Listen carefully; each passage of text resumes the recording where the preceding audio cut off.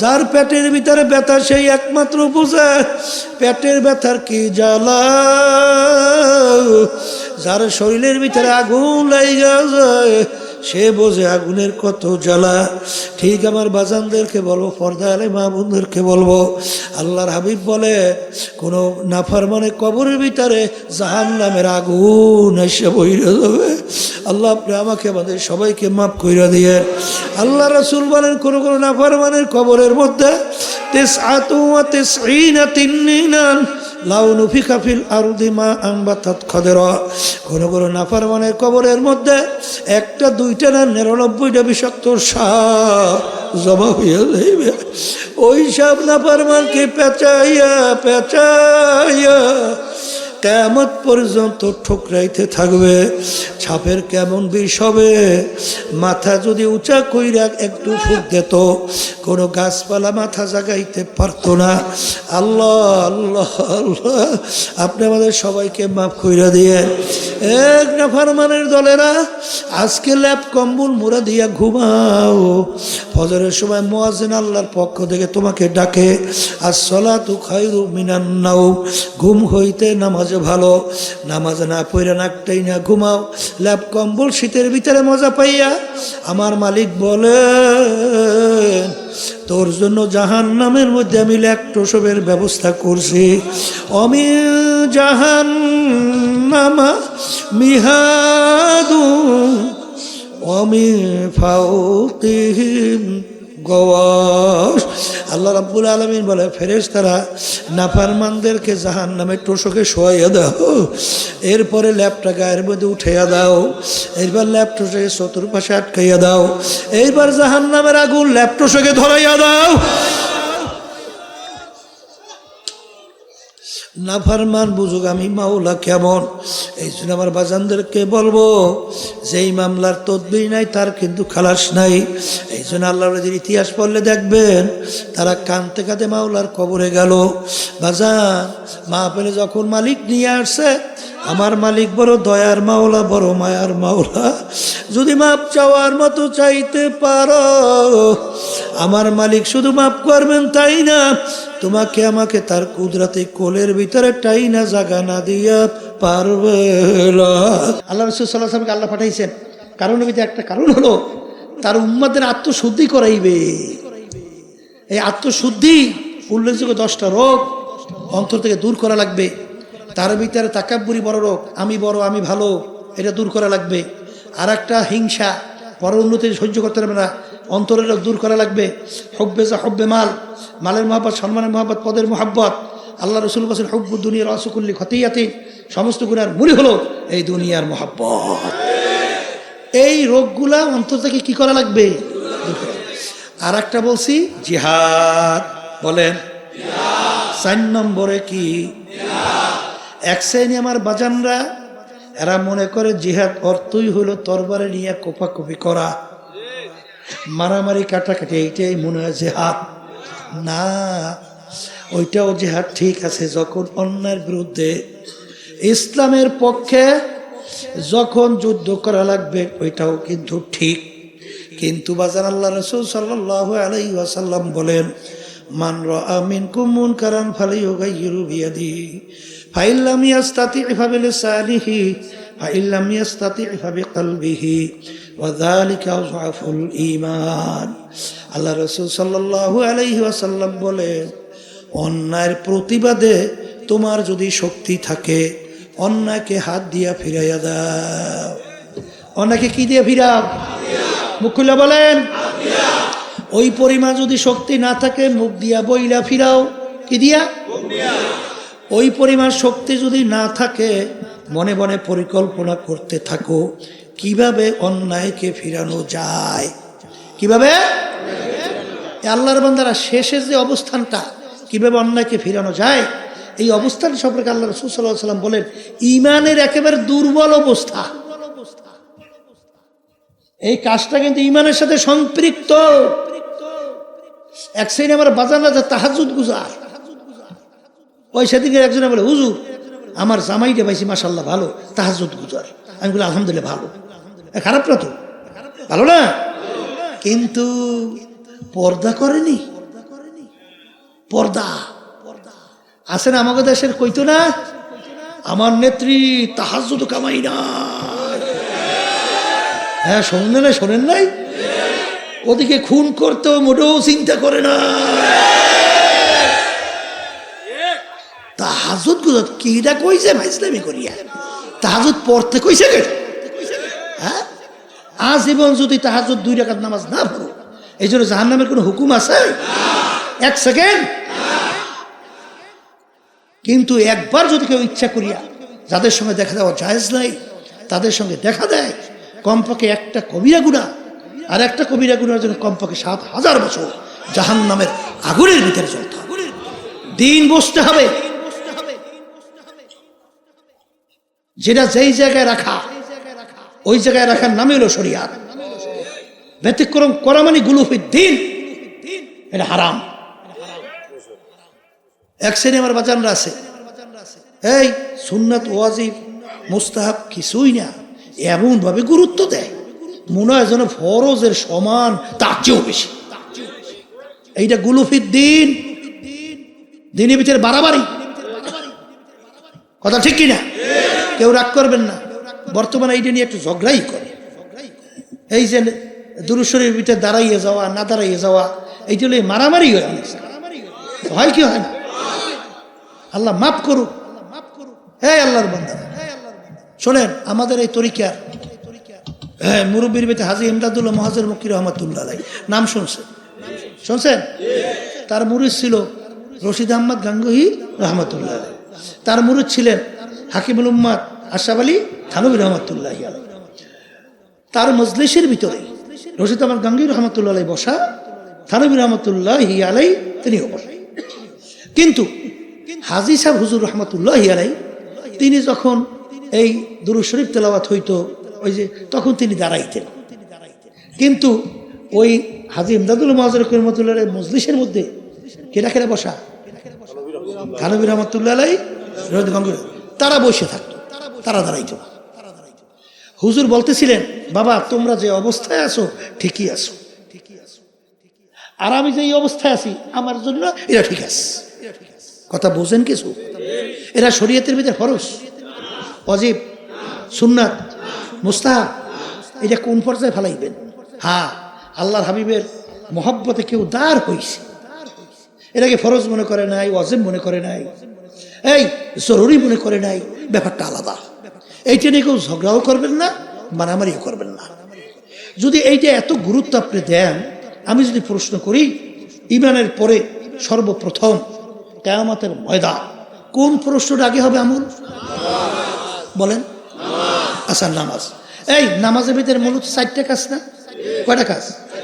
দাঁড়ানো, রুকু, বসা, সেজদা, এই 4টে তো। আচ্ছা, এই নামাজের ভিতরে দুরূদ শরীফ আছে? দাঁড়ানো অবস্থায় দুরূদ শরীফ পড়ছেন কে? পড়েন নাই? রুকুতে, সেজদায়? আচ্ছা, আছে তো। কখন? আচ্ছা, বসা অবস্থায় যখন আপনি দুরূদ শরীফ তেলাওয়াত করছেন, তখন আল্লাহ রাসূল সাল্লাল্লাহু আলাইহি ওয়াসাল্লাম নাম আসে নাই? আসতে কয়। তখন আপনি দাঁড়াইলেন না কেন? যদি আল্লাহ রাসূল সাল্লাল্লাহু আলাইহি ওয়াসাল্লামের নাম শুনে দাঁড়াইতেই হয়, তাহলে তখন দাঁড়াইলেন না কেন? তখন দাঁড়াইলে নামাজ হবে? হবে হবে?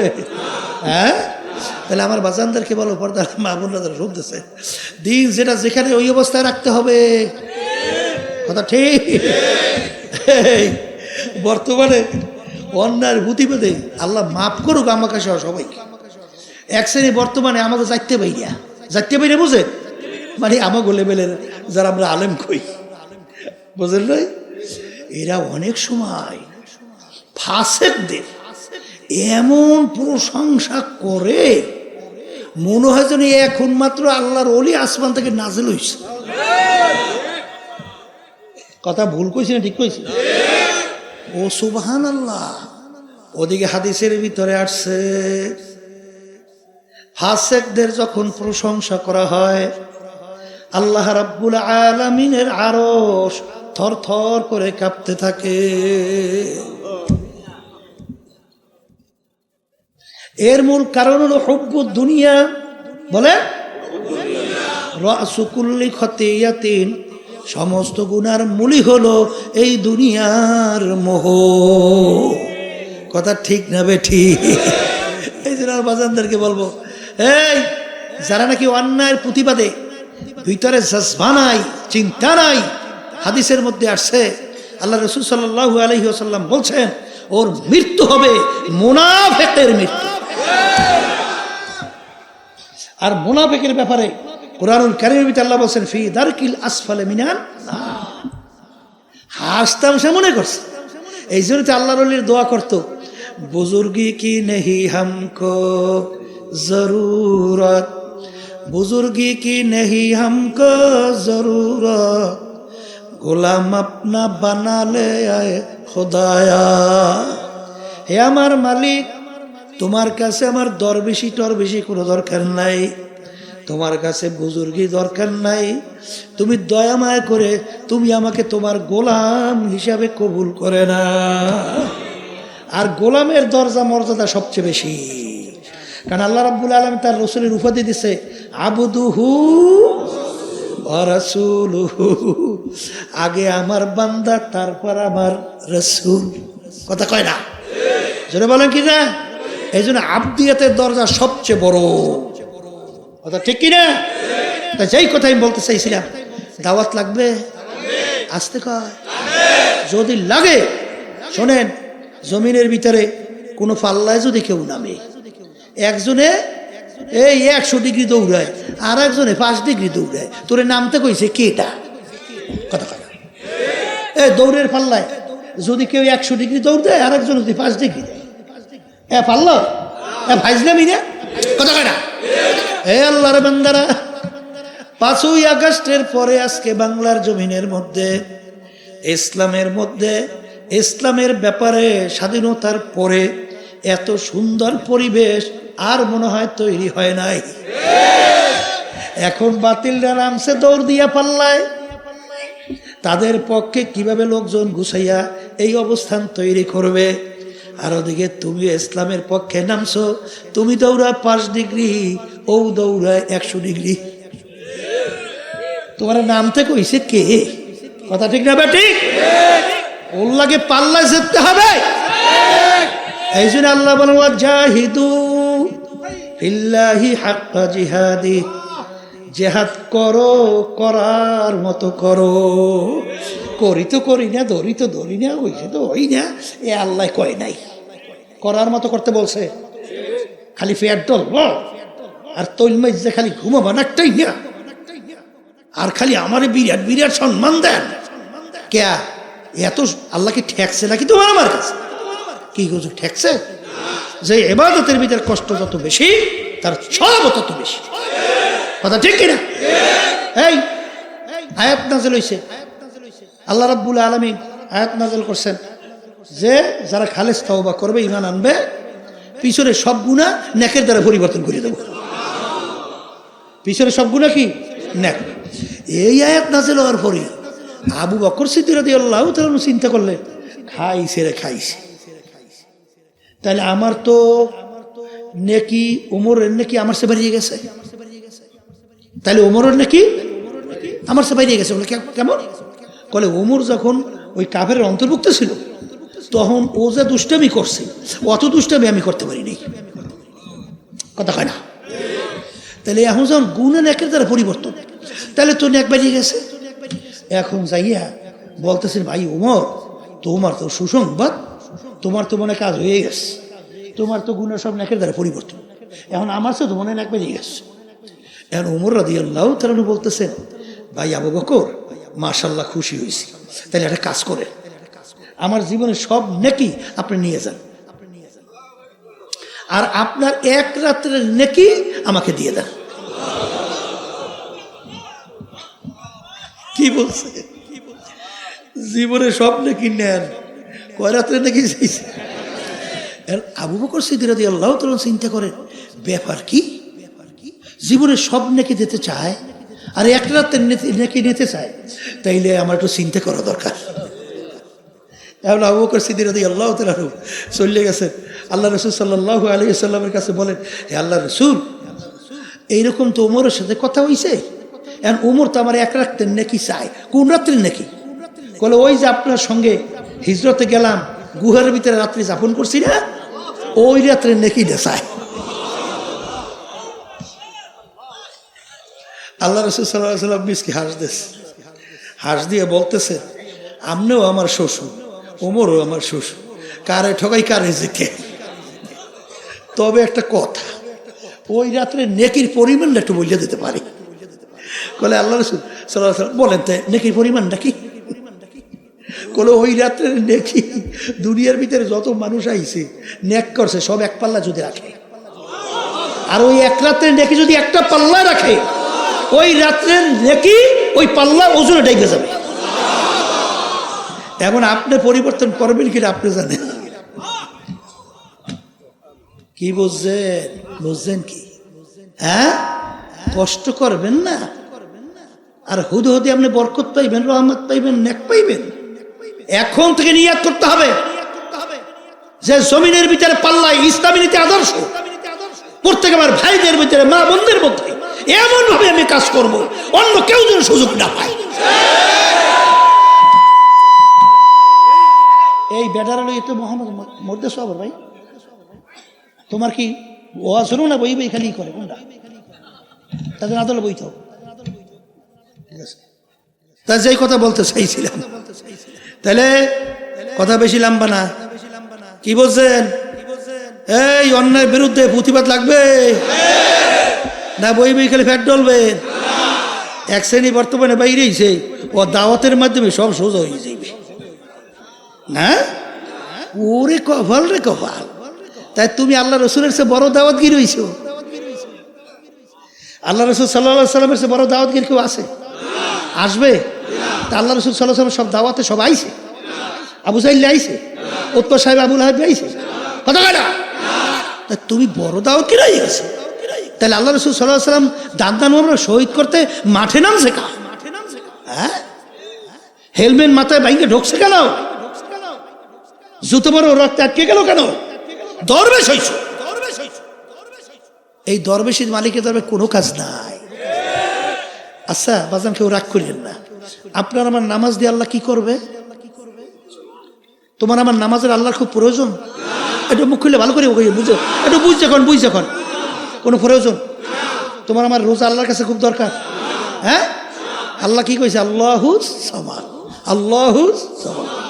আমার মালা বে নিয়াজ, বে পরওয়াহ, কিছুর মুখাপেক্ষী না। তাইলে আমরা নামাজ পড়ি, বলেন আল্লাহর হুকুম পালন করি। রোজা রাখি কেন? হজ যাকাত আদায় কেন করি? দান সদকা কেন করি? আমার বাজানদেরকে বলবো, পর্দার আড়ালের মা বোনদেরকে বলবো, বাজান আমরা যে রাজনীতি মাঠে রাজনীতি করি, এ কারণ কি? আল্লাহর হুকুম পালন করি। অনেক সময় আমরা বলি 1987 সাল ইসলামী আন্দোলন বাংলাদেশ প্রতিষ্ঠিত হয়েছিল। কোন সাল? ওই থেকে শুরু করে অদ্যাবধি পর্যন্ত একটা আমাদের দলীয় মার্কায় একজন এমপিও কিন্তু সংসদে যায় নাই। গেছে? তার কই যে হুজুর যাইবে কেমনি? আমি লোকজন আছে, যাইবে কথা ঠিক না? আমাদের লোকজন নাই, কথা ঠিক না? কিন্তু আল্লাহর রহমতে ইসলামী আন্দোলন বাংলাদেশ এখন সারা বাংলাদেশের 300 আসনে প্রার্থী দেওয়ার তৌফিক আল্লাহ দান করছে। ইসলামী আন্দোলন বাংলাদেশ আল্লাহর রহমতে যখন দেশের বিরুদ্ধে, ইসলামের বিরুদ্ধে, যখন মানবতার বিরুদ্ধে কোনো ষড়যন্ত্র তৈরি হয়, যখন আল্লাহর ফজল ও করমের রাজপথে আমরা আওয়াজ তুলে ন্যায়ের পক্ষে তুলি বা নামি, তখন বাতিলদের কলিজা কাঁপার থরথর করিয়া কাঁপতে বাধ্য। কথা ঠিক না বলটি?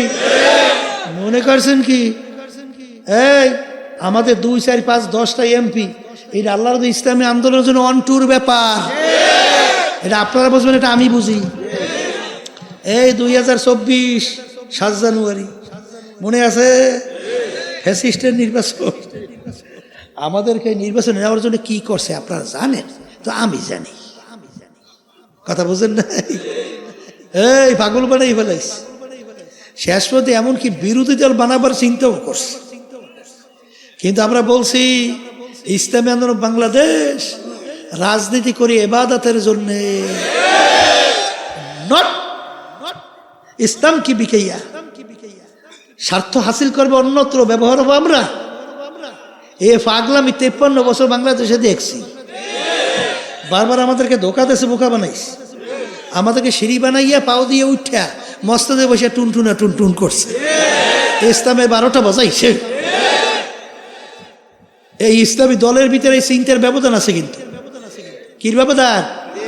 আমরা চিন্তা করছি যে আমরা সিঁড়ি হিসেবে ব্যবহার হইতে চাই না, আমরা পরগাছা হতে চাই না। ইসলাম নামক গাছটা মজবুত বৃক্ষের মতো তার হবে বাংলার জমিনের মতো। বারবার 53 বছর বছর বাংলাদেশে বারবার এই চিন্তার ব্যবধান চায়। এই 2-4-5টা এমপি, ঠিক না? এই আমাদেরকে ব্যবহার করিয়া সিঁড়ি ওই একটু ওই একটা কথা আছে না বাংলাদেশে, ঘটনা মনে আসতো ওই আইয়ুব খানের সময়, ওই একটা ফতুয়ার ব্যাপারে যে কিছু কুকুর আসছে গোস্ত ভিক্ষা দে, কথা হয় না। মুরব্বীর তো মনে আছে নিশ্চয়ই, হ্যাঁ ভুল নেই। এই যখন এই রুটি ফেঁকা ধরছে গোস্ত, কুকুর গোস্ত লইয়া, কথা বাংলা বোঝেন নাই? বুঝি। ইসলামী আন্দোলন আল্লাহর রহমতে এদেশে 92% জনের মতো মুসলমান। এদেশে মসজিদ মাদ্রাসার অভাব আছে? হ্যাঁ, এই দেশে আজানের সাথে বাচ্চাদের ঘুম ভাঙে না, মার কোলে বাচ্চারা ঘরে যায় না। সেই দেশের মধ্যে 53 বছরে ইসলাম পরাজিত, আর মানব রচিত কুফরি তন্ত্রমন্ত্র বিজয়। কি জবাব দেবে আল্লাহর কাছে? জবাবটা দেবা কি? হ্যাঁ, অনেক সময় বলি এই যে আওয়ামী লীগ ক্ষমতায় আইছিল, কাদের সহযোগিতা একত্রিত হইয়া রাজপথে সংগ্রাম করছে আমরা জানি। কিন্তু অনেক সময় কিন্তু খাল কেটে কুমাইরেন না, এইবার এই কুমাইরে হারে খায় আর দোষ দেয় আমার গোবই হইয়া। তোমার কুমাইরে কুমার তোমার এখানে আমরা কি করব? কি এই জন্য আর বাচ্চাদের পর্দার মা বোনরা তারা শুনতেছে, ভালো করে বুঝতে হবে। আমরা চাইতেছি এই বাংলার জমিনের ভিতরে ইসলাম নামক কাজটা মজবুত হোক। আল্লাহর রহমতে এই নীতি আদর্শের কারণে থাকার কারণে এখন আল্লাহর ইসলামের পক্ষে একটা শক্তি আল্লাহ তৈরি করছে। কি আমাদের চিন্তা ভুল হয়েছে না? আসতে ভুল হয়েছে না? ওরে আমাদেরকে ধোকা দিয়ে ওই টেবিলেই মদের আইন বাইন করছে, মদের আইন আমাদেরকে ধোকা দিয়া ওই টেবিলেই মদের আইন পাশ করছে, ওই টেবিলেই বেশ্যাবৃত্তির আইন পাশ করছে, ওই টেবিলে কোরআনের বিরুদ্ধে আইন পাশ করছে। বলার কিচ্ছু নাই, গোলাম বানাইছে। গোলাম কোথাকার কেমনে মালিকের সামনে? কিন্তু মুসলমান আমরা কি গোলামের যা? আমরা তো বাদশার যা। পাগলামি। ইসলামী নীতি আদর্শের বাইরে কোনোদিন কোথায় আসে নাই, কোনোদিন আসবে না, ইতিহাস নাই। কালো কৌশল ইসলামের সঙ্গে চলে না। এই জন্য বাজানদের গেলে উপর দেওয়ালে মা বোনদেরকে বলবো, কথা বেশি লম্বা না, সংক্ষেপ বলছি। আমার রাগ করলে আমি মাফ চাই, আর ভুল হইলে বলছেই যে আমাকে ভুল ধরাই দেবেন। আর যদি ভুল না হয়, দুনিয়া কিন্তু ক্ষণস্থায়ী, কবরে কিন্তু কোনো দলাদলি নাই। কেউ যদি কবরে পরিচয় দাও আমি চরমনায়ের মুরিদ, এই পরিচয় কিন্তু কবরে কোনো কাজ হবে না। যদি বলো আমি সৈয়দ বংশ, আমি তালুকদার জমিদার বংশ, আমি অমুক জমিদার, আমি অমুক ধনী, আমি অমুক শিক্ষিত, এই পরিচয় কবরে চলবে। এ কবরের যাত্রীরা, কবরে যদি কোনো পরিচয় চলতো, আল্লাহ রাসূল সাল্লাল্লাহু আলাইহি ওয়াসাল্লামের চেয়ে বড় পীর, বড় ওলি, বড় গাউস কুতুব দুনিয়া থেকেও আসে নাই, কোনোদিন আসবেও না। আল্লাহর হাবিব দুনিয়া থাকা অবস্থায় তার কলিজার টুকরার সন্তান ফাতেমা রাদিয়াল্লাহু তাআলা আনহা তাকে আঙ্গুল দিয়ে ইঙ্গিত করে বলছিলেন, ইয়া ফাতেমা তু আনকিজি নাফসাকি মিনান নার। এ ফাতেমা রে, দুনিয়া থাকা অবস্থায় নিজে আমল করো, জাহান্নামের আগুন থেকে বাঁচো। ও ফাতেমা, এরপর অন্ধকার কবরে যাই আসো। যদি কবরে এই পরিচয় দাও আমি আখিরি জামানার নবীর মেয়ে। আল্লাহ রাসূল বলেন, ফাতেমা রে, এই পরিচয় কবরে কোনো কাজ হবে না। এই জন্য আমার বাজানদেরকে বলবো, পর্দা আলে মা বোনদেরকে বলবো, বাজান যারা চরমনাইতে আসছেন, যদি আমি যতক্ষণ পর্যন্ত আপনাদেরকে কোরআন এবং হাদিস অনুযায়ী রাস্তা দেখাবো ততক্ষণ আপনারা আমার কথা মানবেন। যখন এর বাহিরে রাস্তা দেখাবো তখন আমাদেরকে আপনাদের ভাইগা যাওয়া ওয়াজিব। এই কথা চরমনের মুজাহিদ কার মনে আছে? কোনো কার কাছে হাত উঠাও তো দেখি। আল্লাহু আকবার।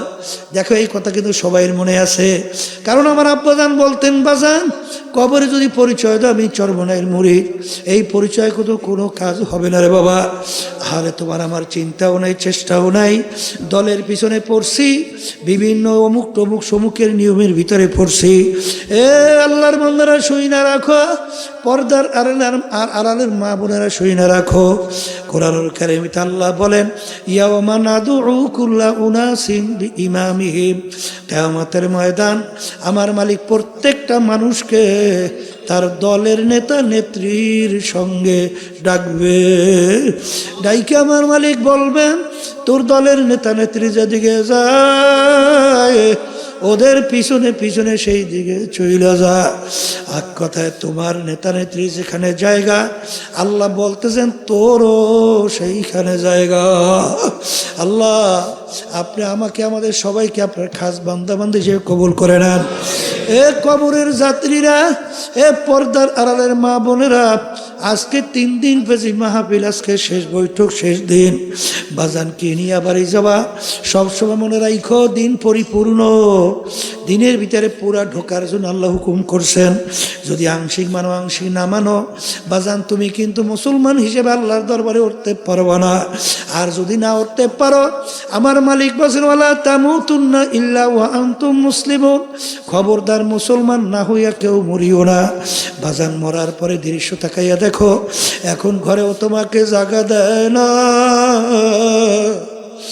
ঘরের ভিতর থেকে ডাক দিয়া বলে, তাড়াতাড়ি করো, বেশিক্ষণ থাকলে ফুইলা ফাইটা পয়সা গন্ধ হয়ে যাবে। কেউ দৌড়ায় বাজারে বাজার করার জন্যে, অর্থাৎ কাপড় কেনার জন্যে, কেউ দৌড়ায় বাজারে বাঁশ কাটার জন্য, কেউ দৌড়ায় খন্তা কুড়াল নিয়ে কবর খোদার জন্য, কেউ দৌড়ায় গরম পানি বড়ই পাতা দিয়া করার জন্য, কেউ খাটাই না তোমাকে উঠাইয়া জানাজা নামাজের জন্য অপেক্ষায় থাকে। আরে তাকাইয়া দেখো, কবরে যাওয়ার পরে আমার মালিক বলবেন, তোকে তো আমি আগেই সতর্কবাণী বলছিলাম, মুসলমান না হইয়া কেউ আমার কবরে আসিস না। মুসলমান না হইয়া আমার কবরে আসছো, তোর কবরে জায়গা নাই। ও কবরের মাটি নাফরমানকে 2 পাশ থেকে এমন ভাবে চাপ মারো। আল্লাহ আপনি আমাকে আমাদের সবাইকে মাফ কইরা দেন। আল্লাহ নবী সাল্লাল্লাহু আলাইহি ওয়াসাল্লাম যখন মাটি চাপ দেওয়ার ঘটনা দেখাইতেছেন, হাত 2টা উপরে উঠাই আঙ্গুল ফাঁকা ফাঁকা কইরা আল্লাহ রাসূল সাল্লাল্লাহু আলাইহি ওয়াসাল্লাম এক আঙ্গুল আর এক আঙ্গুলের ভিতরে ঢুকাইয়া আল্লাহ নবী বলেন, এক পাঁজর থেকে অন্য পাঁজর এরকম ঢুইকা যাবে। আল্লাহ আপনি আমাকে আমাদের সবাইকে মাফ কইরা দিয়ে। কি যাতনা বিষে বুঝিবে সে কিসে, কবু আসে বিষে ধ্বংসিনী যারে। বাজান যার মাথা ব্যথা করে সেই একমাত্র বোঝে মাথার ব্যথার কি জ্বালা। আল্লাহু আল্লাহ। যার পেটের ভিতরে ব্যথা সেই একমাত্র বোঝে পেটের ব্যথার কি জ্বালা। যার শরীরের ভিতরে আগুন লাইগা যায় সে বোঝে আগুনের কত জ্বালা। ঠিক আমার বাজানদেরকে বলবো, পর্দা আলে মা বোনদেরকে বলবো, আল্লাহর হাবিব বলে কোনো নাফরমানে কবরের ভিতরে জাহান্নামের আগুন এসে বইরে যাবে। আল্লাহ আপনি আমাকে আমাদের সবাইকে মাফ কইরা দিয়েন। আল্লাহ রাসূল বলেন, কোনো কোনো নাফরমানের কবরের মধ্যে 99 তিন্নিনান লাউ নুফিখা ফিল আরদি মা আনবাতাত খাদরা। কোন কোন নাফরমানের কবরের মধ্যে 1টা 2টা না 99টা বিষাক্ত সাপ জমা হইয়া যাইবে। ওই সাপ নাফরমানকে পেঁচাইয়া পেঁচাইয়া কিয়ামত পর্যন্ত ঠুকরাইতে থাকবে। সাপের কেমন বিষ হবে, মাথা যদি উঁচা কইরা একটু ফুক দিত, কোনো গাছপালা মাথা জাগাইতে পারতো না। আল্লাহ আল্লাহ আল্লাহ, আপনি আমাদের সবাইকে মাফ কইরা দিয়ে